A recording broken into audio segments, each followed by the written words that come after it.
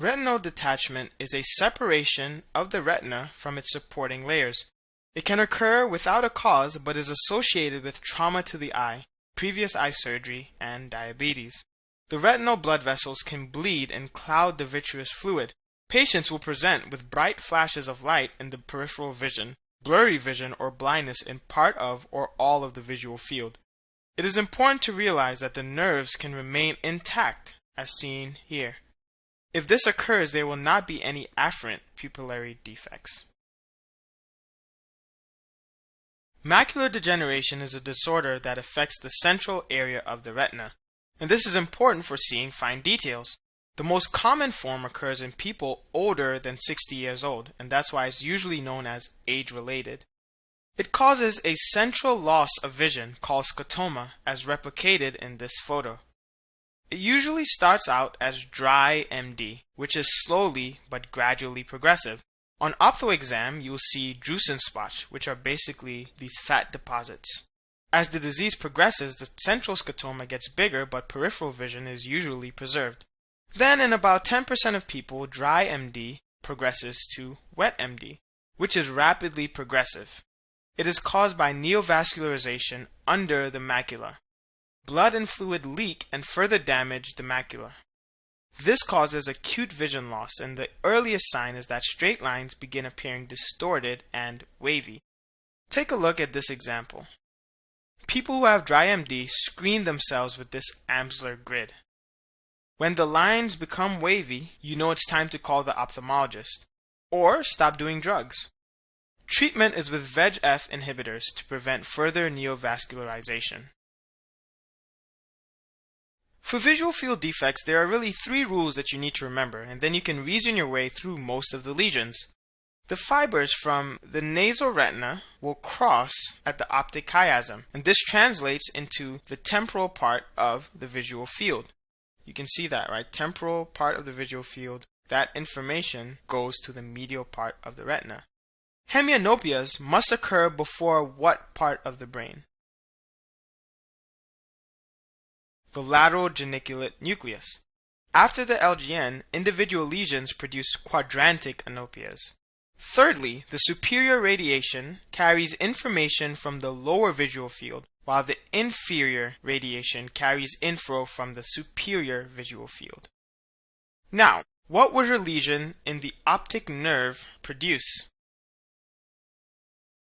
The optic nerve is before the optic chiasm, and because there's no segregation of information before the chiasm, it would produce a complete anopia on the affected side. So what would a lesion in Meyer's loop cause? Now this question requires a little bit of thinking. First, is the temporal or nasal side affected? And second, is it the superior or inferior field of vision? Now if you have a lesion in the right Meyer's loop, then you would have impairment of the nasal field of vision of the right eye, right? The nasal side. The temporal side of the left eye would also be affected, and that would also affect the superior field of vision. And so finally, when you look at the actual visual field defect, it would look something like this. The medial longitudinal fasciculus is a myelinated tract that allows for horizontal conjugate eye movements. The tract bridges communication between the abducens and the ocular motor nerve. Thus, when the eye looks left or right, one eye abducts and the other adducts from smooth action of the lateral rectus and the medial rectus acting in concert. However, when the MLF is injured, there is medial rectus palsy when attempting to look laterally. The eye cannot tolerate seeing double, so nystagmus will form in the eye that is looking outwards. The MLF runs down the medial pons, thus a stroke in that area in older patients can cause internuclear ophthalmoplegia. When will you often see this syndrome come up? Well, MLF syndrome will usually be tested as part of the constellation of symptoms for multiple sclerosis. Bilateral MLF is pathognomonic for multiple sclerosis, especially when seen in young female patients. Don't worry, we will talk much more about MS in the pathology lectures. Alright, that was a lot, so let's take the time now to work through a few board-style questions to get a sense for how these things might be tested on exam day. Okay, now let's work through a few board-style questions. The first one says, a 37-year-old man complains of an unsteady gait when he walks. He has a history of drug abuse, alcohol abuse, and numerous sex partners. A myelin stain of the spinal cord is shown in the image. Now, which of the following organisms is responsible for this spinal cord lesion? So you can pause the video and take a minute to think about it if you need to. So the correct answer here is D, Treponema pallidum. Now, this is the organism that causes syphilis. The key to answering this question is in the image presented. This patient has tertiary syphilis. Now, it is usually a case on the boards that if you get an image, it's going to be important in terms of answering the question. If there's an associated image or video, it will contain key information to answer the question correctly. The patient's symptom of unsteady gait as well as his social history are very general and could implicate a number of different disease processes. However, the picture shows that only the dorsal columns are lesioned. This should have let you know that this patient has tabes dorsalis. This is a condition seen in tertiary syphilis, and it leads to demyelination of the dorsal column as well as the dorsal nerve roots. Patients will present with decreased reflexes, decreased pain sensation, and decreased proprioception. This is what leads to the unsteady gait seen in the question stem. Now, HIV can cause a neuropathy that could manifest with unsteady gait. In the same vein, polio and tuberculosis can also cause issues leading to ataxic symptoms. However, the specificity of the lesion makes it clear that the deficit is caused by syphilis. Okay, on to the next question.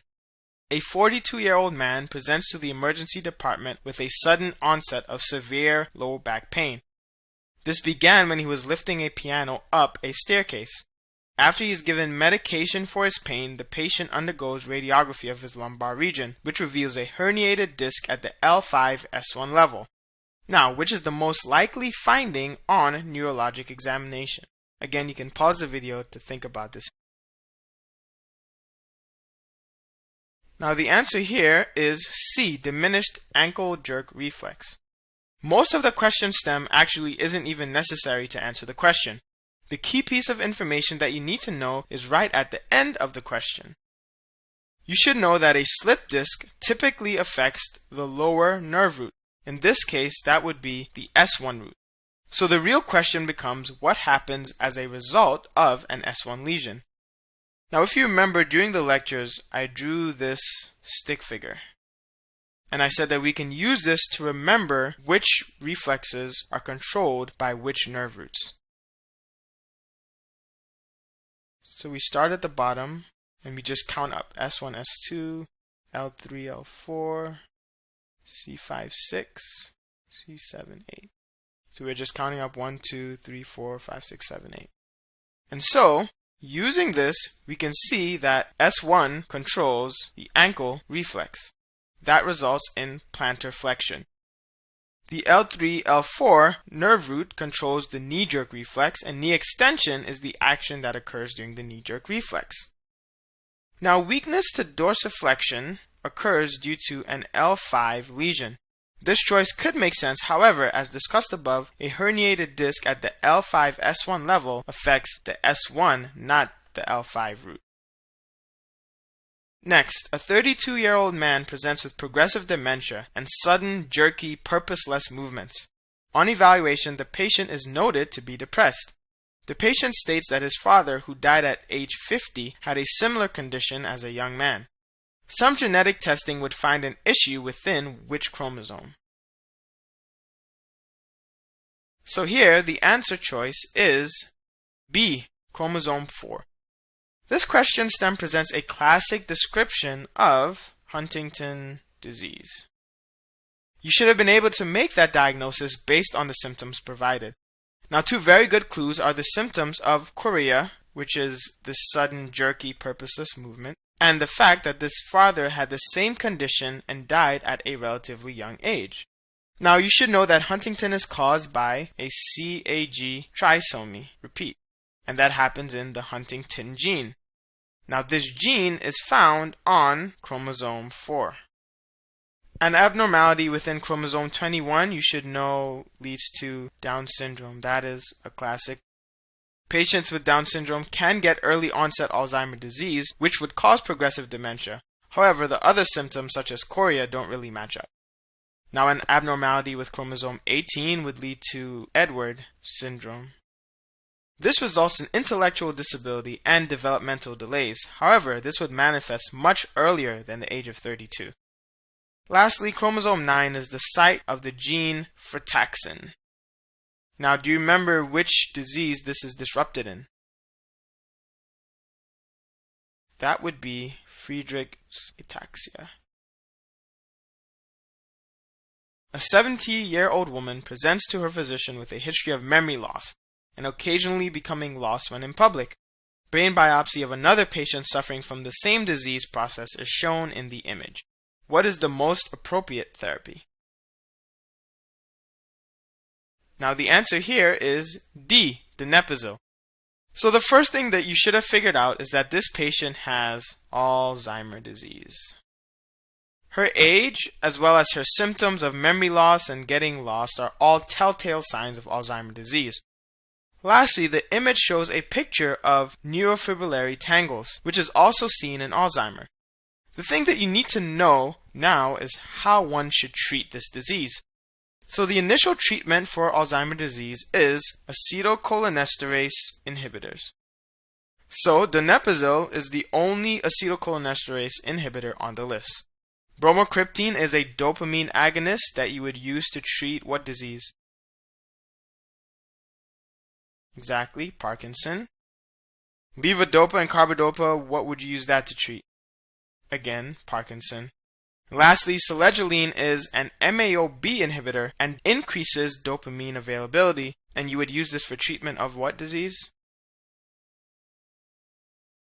Again, Parkinson. Okay, last question. A 32-year-old woman comes to the physician because of a 1-month history of lower extremity weakness and difficulty controlling hand movements. She had similar symptoms 1 year ago that were more transient. An MRI of the brain reveals plaques in the white matter of the cerebral hemispheres in the area of descending motor and ascending sensory neurons. Which of the following pathological findings is this patient most likely to have? Now the answer here is C, increased protein in cerebrospinal fluid. Now of course, to answer this question correctly, the first thing you need to know is what the patient is diagnosed with. There are 2 key findings in the question stem. The first is that the patient has neurological symptoms that have come and gone and are now reappearing. This pattern should immediately lead you to think about multiple sclerosis, or MS for short. Confirmation of this lies in the fact that the MRI shows you lesions that are restricted to the white matter of the CNS. This classical pattern of relapsing and remitting symptoms as well as white matter lesions is pointing you directly toward MS. So now you should know that MS is associated with increased IgG in the CSF, and this occurs in about 90% of patients. Now, why is this happening? This is due to the increased immune activation that leads to the demyelination seen in MS. But let's look at the other answer choices. So gliosis in the caudate nucleus is seen in Huntington's disease. The patient doesn't have any symptoms that would suggest Huntington, so that is not likely. Hypophosphorylated tau protein is a hallmark of Alzheimer's disease. This patient's age, as well as lack of memory loss, makes this also highly unlikely. Lastly, the term intracytoplasmic eosinophilic inclusions is referring to Lewy bodies. Now these are seen in what disease? Parkinson's disease. You can cross that one out as well. And so I know the brain can sometimes be intimidating, but all you have to do is stay focused and make sure to know your anatomy and how it relates to function. Everything else, everything in capital letters, everything else flows from the anatomy when you talk about the brain. If you know where the different areas of the brain are and what they do, or how the various neuronal pathways travel and connect, you will have no problem figuring out what certain lesions will cause, even if you don't remember that specific fact.